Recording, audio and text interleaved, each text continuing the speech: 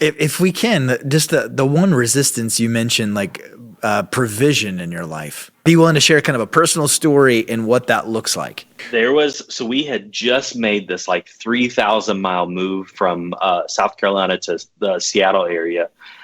We felt like God was calling us to do it. We had confirmation that it was supposed to be what we were doing. Like, you know how these things are. Like, people come out of the woodwork and they're like, "Hey, I don't know you, but head west." And we're like, "Are you following me? Like, what's happening?" So we had all this crazy confirmation. Like, God's asking us to do it. We do it. And it's the same thing with anything in life, is that God's asking you to do it. And then there will be a time where you will either be dependent upon him or you won't. And for whatever reason, one of the ways that he tests that is through provision. Yeah. And so in the book, I think it's called like Manna in the Cushions, because we got to this place. It was at the height of the recession, and we were literally looking for change in our cars. Like we were trying, like, you know, those little coin things at the grocery store. Like, we couldn't even afford those. Like, I was bringing the coins to the cash wrap. I was like, "Hey, we're going to count this together." And I remember that the one year we did our taxes, and it was like $14,000, and we had 3 kids, or 2 kids. And I was like, "God, that's never happening again.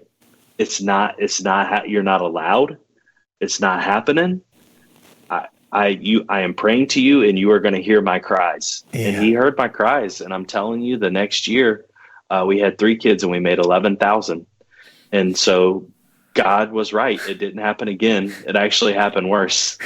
And I just remember in those seasons, like, "God, you called us out here. Like, why won't you provide for us?" And then I remember he was like, "I did."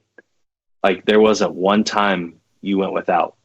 There wasn't one time that you couldn't pay your bills. There wasn't one time where I wasn't with you. And what I think he was doing in that moment is he was preparing me for the future that he had for me. And so if I couldn't trust him in the little, I wasn't going to be able to trust him in the greater. And so as leaders, there will always be a moment. You know, people say, avoid saying always. I'm not avoiding it right now. There will always be a moment where you will be tested on whether or not you believe God is providing for you. There will always be that moment. And so how we process that moment is, are we going to process it in fear? Are we going to process it in anxiety? Are we going to process it in worry? Are we going to process it in our own self-sufficiency and saying, well, I've got to make up the other part of it? Or are we going to process it in trust and hope and belief, and know that, like, we are bringing God the Lunchable and he's multiplying? That's how it always works. Like, people talk about scalability. Like, scalability is great for the culture, but it's not for the kingdom. Like, scalability is you bring what you have and then God multiplies it. That's how it works every time. And so for anyone who is going through a season of doubt, specifically around provision, like, my only encouragement would be is that you're right on course. Like, you're exactly where you're supposed to be. Now you get to respond in faith, or you get to respond in fear. And, you know, when Israel responded in fear, they wandered for 40 years. And, you know, God in his kindness doesn't make us like physically wander anymore. But I do think we like emotionally wander with God in our souls. We're like, are you real? Are you there?